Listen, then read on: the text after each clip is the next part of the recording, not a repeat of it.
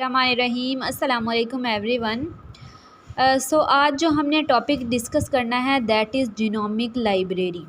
ठीक है, लाइब्रेरी के कॉन्सेप्ट के बारे में तो आप सबको पता होगा कि जैसे हम डिफरेंट जो है वो बुक्स होती हैं डिफरेंट एस्पेक्ट्स की, तो हम जो है वो एक लाइब्रेरी क्या होती है जिसमें कलेक्शन होती है बुक्स की। हम वहाँ पे जाके बुक्स को क्या कर सकते हैं, सर्च आउट कर सकते हैं और जो अपनी रिक्वायर्ड बुक है उसको क्या कर सकते हैं, ले सकते हैं। सो जीनोमिक लाइब्रेरी का यहाँ पे क्या मतलब है कि कलेक्शन ऑफ बैक्टीरिया और बैक्टीरियोफेजिस क्लोन। ठीक है, ये क्या है, एक कलेक्शन है।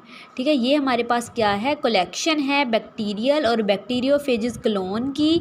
ठीक है, each clone contain particular segment of DNA of genome of source cell. ठीक है, हर क्लोन के पास क्या होता है, पार्टिकुलर सेगमेंट होता है जो हमारे पास सोर्स सेल है, यानी जिस ऑर्गेनिज़म का, जैसे ह्यूमन का अगर हम ले रहे हैं सेगमेंट, ठीक है, तो वो हमारे पास हर क्लोन में मौजूद होगा। ठीक है, कलेक्शन है बैक्टीरियल और बैक्टीरियोफेजिस क्लोन का, और हर क्लोन के पास क्या होगा, हमारे पास हर क्लोन के पास पार्टिकुलर सेगमेंट होगा डीएनए का।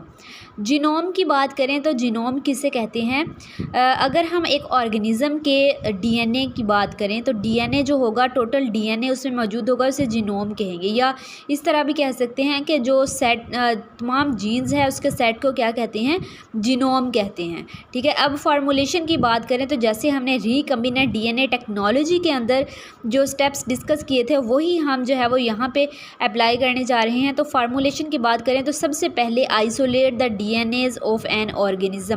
ठीक है, सबसे पहले जो है वो एक ऑर्गेनिज्म के डीएनए को क्या किया जाता है, आइसोलेट किया जाता है। Slice it with help of enzyme. ठीक है, इसको फिर कट किया जाता है एंजाइम के साथ। जैसे हमने वहाँ पे डिस्कस किया था, कट करने के लिए कौन से एंजाइम्स मौजूद होते हैं, एंडोन्यूक्लियेजेस। ठीक है, एंडोन्यूक्लियस एंजाइम मौजूद होते हैं। Put these pieces into vector, फिर उसके बाद हमने उसको इंट्रोड्यूस कराया था किसमें, वेक्टर में। ठीक है, वेक्टर जो है वो प्लाज्मिड्स भी हो सकते हैं, बैक्टीरियोफेजिस भी हो सकते हैं। ठीक है, और उसके बाद इंटायर कलेक्शन ऑफ बैक्टीरिया और बैक्टीरियोफेजिस, जो अब कलेक्शन बनेगा हमारे पास बैक्टीरियोफेजिस का या बैक्टीरिया का, इसे क्या कहते हैं, जीनोमिक लाइब्रेरी कहते हैं।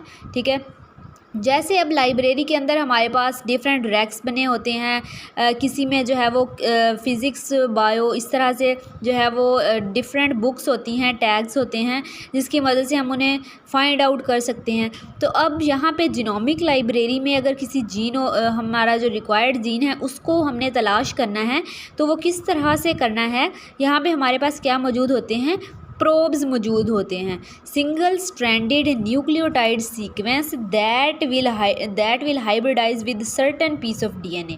ठीक है, ये क्या करते हैं, सिंगल स्ट्रैंडेड होते हैं। जैसे हमारे पास कोई भी डीएनए है, ठीक है, और इसका जो है वो हमारे पास एक स्टैंड मौजूद है जिसके ऊपर जो है वो सीक्वेंस न्यूक्लियोटाइड्स की मौजूद है। ये प्रोब क्या करता है, ये सिंगल स्ट्रैंडेड है और अगर इसका जो है वो कोई ना कोई पार्ट प्रोब क्या करता है, इसके कॉम्प्लीमेंट्री सीक्वेंस इस पे मौजूद होते हैं और ये यहाँ पे आके इसके साथ अटैच हो जाता है। ठीक है, जैसे ए है यहाँ पे डीएनए के एक स्टैंड पे, तो ये प्रोब में क्या होगा, टी होगा। अगर यहाँ पे सी है तो यहाँ पे क्या होगा, जी होगा। तो इस तरह से ये सिंगल स्ट्रैंडेड न्यूक्लियोटाइड है और डीएनए के पीस के साथ आके क्या हो जाता है, हाइब्रिडाइज हो जाता है, कॉम्प्लीमेंट्री होता है उसके। अब इसकी इम्पोर्टेंस क्या है हमारे पास प्रोब की, it can be used to search gene of interest in genomic library. ठीक है, हमारा जो जीन ऑफ इंटरेस्ट है, जो हमें चाहिए है, उसको सर्च करने के लिए हम क्या यूज़ कर रहे हैं, यहाँ पे प्रोब यूज़ कर रहे हैं। अब हमें किस तरह से पता चलेगा कि जो जीनोमिक लाइब्रेरी है, ठीक है, उसमें हमारा प्रोब किस जगह पे मौजूद है। ठीक है, इस हमारा जो प्रोब है उसमें जो है वो करैक्टरिस्टिक होती हैं, जो एक तो वो रेडियो एक्टिव होता है और दूसरा फ्लोरिसेंट होता है। ठीक है, रेडियो एक्टिव होता है यानी इसमें से रेडिएशंस निकलती हैं, और फ्लोरिसेंट होता है यानी कि ये चमक रहा होता है, जहाँ पे मौजूद होगा वो क्या होगा, चमक रहा होगा। तो इस वजह से हमें जो है वो प्रोब की लोकेशन का आइडिया हो जाता है। ठीक है, और इस तरह अगर हम प्रोसेस की बात करें तो ये प्रोसेस किस तरह से होता है कि bacterial cell containing particular fragment. ठीक है, बैक्टीरियल सेल है, उसके पास एक जो हमारा डीएनए है उसका पार्टिकुलर फ्रेगमेंट मौजूद है, उसको कहाँ पे प्लेस किया जाता है, plated into agar onto petri dish के ऊपर उसको प्लेस कर दिया जाता है और उसके बाद उसके ऊपर क्या ऐड किया जाता है, प्रोब ऐड किया जाता है, जो हमारे पास जो जीन ऑफ इंटरेस्ट होगा उसके साथ क्या कर जाएगा, हाइब्रिडाइज कर जाएगा, क्योंकि ये उसके क्या होगा, कॉम्प्लीमेंट्री होगा।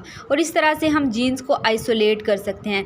और क्योंकि जैसे हम प्रोब को आइसोलेट करेंगे, जो फ्लोरिसेंट पार्ट होगा, ठीक है, उसको आइसोलेट करेंगे, तो क्योंकि वो जो है वो जाके कहाँ पे हाइब्रिडाइज हुआ था, जो हमारा जीन ऑफ इंटरेस्ट है। तो इस तरह से हम जीन को भी क्या कर सकते हैं, आइसोलेट कर सकते हैं प्रोब के साथ। ये हमारे पास क्या है कि सबसे पहले हमने बैक्टीरिया को कहाँ पे ट्रांसफ़र कर दिया है, पेट्री डिश के ऊपर, ठीक है। पेट्री डिश के ऊपर ट्रांसफ़र करने के बाद ये जैसे पेट्री डिश है, इसके ऊपर हमने क्या इसको प्रेस किया है, किसके साथ, मेम्ब्रेन के साथ।